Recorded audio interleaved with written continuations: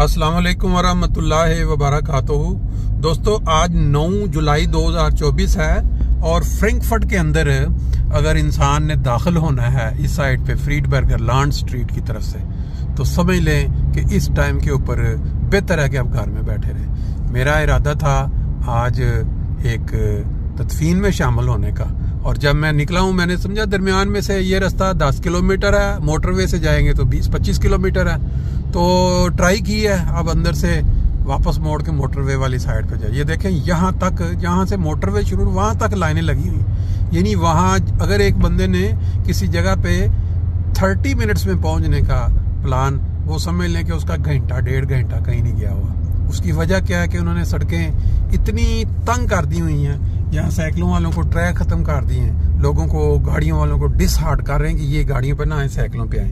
अब मोटरवे पे मेरा ख्याल है शायद हम पहुंच जाएंगे। सुबह सुबह तकरीबन 9:15 का टाइम है और मंगलवार है, तो गाड़ियों की लाइनें, ये सारे लोग जो शहर की तरफ जा रहे हैं, रश ठीक ठाक काम पे अपने अपने, क्योंकि हमेशा बड़े शहरों की तरफ सुबह के वक्त अंदर जाने का रश होता है, शाम को छुट्टी के बाद बाहर निकलने का।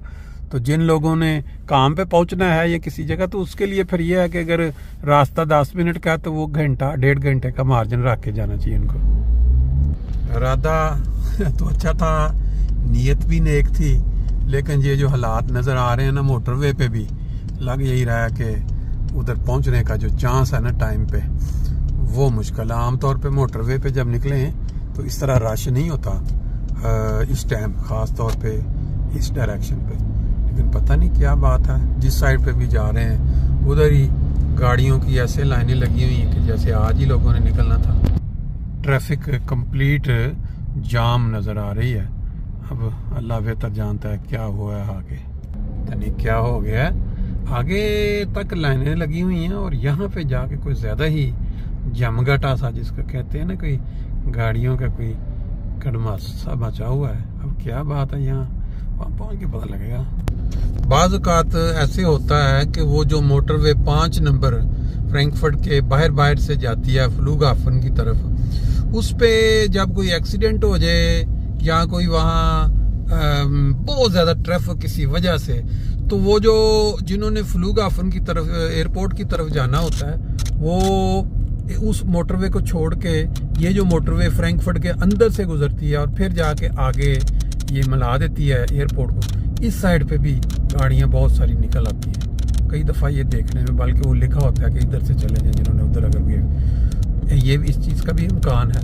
अमूमन रश आवर जो होते हैं, इसमें कोई ना कोई ड्राइवर ऐसा जो नकम्मा होता है या बूढ़ा हो चुका होता है, उसकी गलती की वजह से छोटी सी जगह पे कोई टच मैच हो गई तो फिर ये सारी जो है ना ये लाइनें लग जाती हैं। लेकिन बहरहाल देखते हैं आगे जाके क्या चक्कर है। लो जी, फ्रैंकफर्ट की हदूद से बाहर निकलते ही अब मोटरवे बिल्कुल ठीक नज़र आ रही है। पता नहीं वो ज़्यादा गाड़ियाँ एक ही दफ़ा मोटरवे पे आने से रश लग रहा था, आगे तो बिल्कुल ठीक है काम। ले जी 661 मोटरवे पे फ्रैंकफर्ट से आते आते अब हम यहाँ से 3 नंबर लेंगे और फिर आगे से फिर उसको जो ज़क्सनहाउज़न वाली साइड पे निकलेंगे। यहाँ थोड़ा एहतियात करनी पड़ती है। बाज़ इलाक़ात 661 से लोग फ्लूगहाफन एयरपोर्ट की तरफ निकल जाते हैं, वो गलत साइड है। यहाँ नाउ म्यूनशन विट्सबुर्ग, ये जो 3 नंबर है इस पे लेंगे, फिर साथ ही आगे एक और सर्कल इस तरह बनेगा, तो वहाँ से हम फ्रैंकफर्ट ज़क्सनहाउज़न की तरफ चल जाएंगे। साथ साथ जो है 3 नंबर जा रही है विट्सबुर्ग की तरफ और हम यहाँ से फ्रैंकफर्ट ज़क्सनहाउज़न और ओफेनबाख स्यूड वाली जो शेड है उस पर बाहर निकल जाएंगे। यहाँ जो सर्कल बनता है इसमें अगर आप राइट साइड पे पहले पे निकल जाए तो वो ओफेनबाख स्यूड की तरफ निकल जाता है। हम दूसरे राउंड में जो निकलेंगे बाहर, और वो ये देखें यहाँ लिखा हुआ है ओफेनबाख स्यूड, इस पे नहीं जाएंगे बल्कि हम यहाँ से दूसरा जो अगला एग्जिट है ये फ्रैंकफर्ट ज़क्सनहाउज़न, इस पे हम बाहर निकल जाएंगे और फिर यहाँ से कोई 5 मिनट 3 मिनट में इंशाल्लाह कब्रिस्तान में अगर हमें किस्मत में हुआ तो जनाजे में भी शामिल हो जाएंगे। अदरवाइज मेन मकसद तदफीन और दुआ है। ये एक ऐसी सड़क है, मोटरवे से उतर के जब ज़ाक्सनहाउज़न फ्रैंकफर्ट में दाखिल होते हैं तो अक्सर व बेशतर यहाँ कोई ना कोई काम हो रहा होता है और ये ट्रैक ये किया होता है या फिर ये है कि स्पीड को उन्होंने चेंज किया होता है। किसी भी शहर में आप दाखिल होते हैं मोटरवे से उतरने के बाद तो कुछ ही साथ तो आपको स्पीड अच्छी नज़र आती है, लेकिन शहर में पहुंचते ही आपको ये जो इशारे हैं लंबे लंबे बंद होने का जो बर्दाश्त कुव्वत बर्दाश्त उसका टेस्ट शुरू हो जाता है। अभी ये देख लें सारी गाड़ियाँ पीछे बड़ी स्पीड में आई हैं कि हम जल्दी जल्दी पहुंच जाएंगे, लेकिन यहाँ आके लाइनों में खड़ा होना पड़ा। ये पहला इशारा जो है ये फ्रैंकफर्ट सिटी की हदूद में ये शुरू हो गया, उसके बाद अब इशारे हैं और हम हैं जी। ये अब तीसरा इशारा है, उसके बाद ये यहाँ आदमी कब्रिस्तान के पीछे से जाने के लिए यहाँ से राइट मुड़ जाए तो ये सही रहता है, क्योंकि आगे एक तो ये है कि वो जो कब्रिस्तान के बिल्कुल मेन एंट्री के सामने जो पार्किंग एरिया है वो आपको वहाँ अगर ज़्यादा टाइम लग जाए टिकट बार बार आप निकाल लें उसमें डाल लें। बैक साइड पे ये जो है या इस साइड पे जो है ये पार्किंग जो फ्री है। जब भी कोई बाहर से लोग आए जिनको नहीं पता तो वो इस तरह दीवार के साथ साथ इधर पार्किंग कर लें, या फिर इसका जो पीछे से जो इसका एक एंटर होने का रास्ता है, अमूमन जो हमारी ज़्यादातर कब्रें हैं वो पिछले वाले रास्ते के बिल्कुल सामने हैं, वहीं तदफीन भी होती है, तो वो ज़्यादा सूट करती है कि इंसान यहाँ से आके बैक साइड वाली जो आइनगांग या डोर जो दरवाज़ा है एंट्री उसको इस्तेमाल करे और गाड़ी जो है वो पिछले रास्ते के सामने जो है वो पार्क कर ले।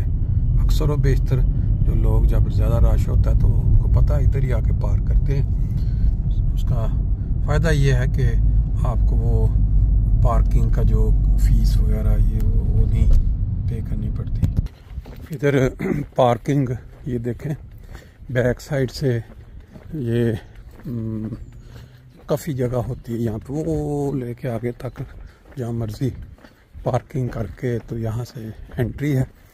जो अमूमन हमारी जो जनाजे यहाँ होते हैं वो दूसरी साइड पे आगाज़ पे वहाँ एक दफ़ा फिर नमाज जनाजा होती है और उसके बाद फिर ला के पीछे वाले एरिया में ये जो करीब एरिया है यहाँ पे अमूमन फिर तदफीन का होता है। तो अभी मेरा ख्याल है दोस्त आ रहे हैं शायद अभी। ये अस्सलामुअलैकुम या अहलल कबूर अल्लाहुम्मा सल्ली अला मुहम्मदिन व अला आलि मुहम्मद कमा सल्लैता अला इब्राहीम व अला आलि इब्राहीम इन्नका हमीदुम मजीद अल्लाहुम्मा बारिक अला मुहम्मद व अला आलि मुहम्मद कमा बारिकता अला इब्राहीम व अला आलि इब्राहीम इन्नका हमीदुम मजीद। ये सारा जो एरिया है ये तकरीबन अपने अहमदी अहबाब व ख़वातीन बच्चे उनकी कब्रों का है, और इस साइड पे ये भी तकरीबन आहिस्ता आहिस्ता जब भी कोई जगह आप देख पा रहे हैं पीछे और इस साइड पे ये सारी कब्रें जो हैं ये अहमदी अहबाब व ख़वातीन बच्चों बुजुर्गों की हैं। बीच में कुछ पुरानी कब्रें जर्मनों की भी हैं, लेकिन जब उसको कोई नहीं करवाता है तो फिर कब्रों का आजकल अक्सर दोस्तों से जब ये भी देखें यहाँ भी काफ़ी अपने अहमदी अहबाब की कब्रें हैं। यहाँ एक चीज़ बड़ी गौर तलब है कि ये इतनी ज़्यादा कब्रें हैं और वो भी परदेश में, जर्मनी जैसे मुल्क में।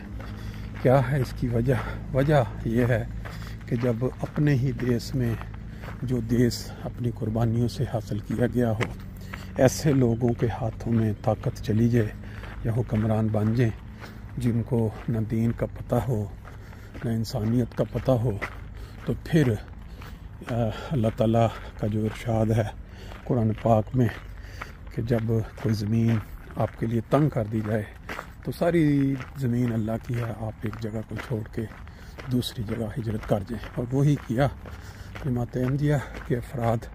आप जानते हैं कि पाकिस्तान के अंदर उन्होंने अभी तक जुल्म की जो इंतहा है, दिन ब दिन जुल्म जो है वो बढ़ता जा रहा है। कब्रें तक खेड़ी जाती हैं, मस्जिदें तोड़ी जाती हैं, कारोबारों से निकाला जाता है, जॉब्स इस वजह से नहीं दी जाती कि आप अहमदी हैं।